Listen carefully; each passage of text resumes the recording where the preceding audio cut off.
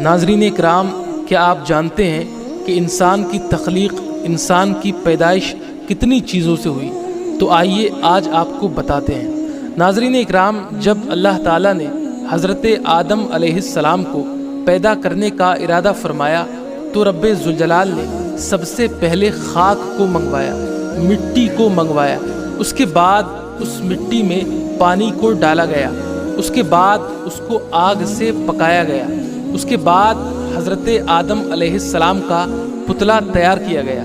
जब हज़रत आदम अलैहिस्सलाम का पुतला मुबारक तैयार हो गया, उसके बाद उसमें रूह को फूंका गया। नाज़रीन, तो मालूम हुआ कि हज़रत आदम अलैहिस्सलाम की तख्लीक, आपकी पैदाइश 4 चीज़ों से हुई: आग, मिट्टी, पानी और हवा।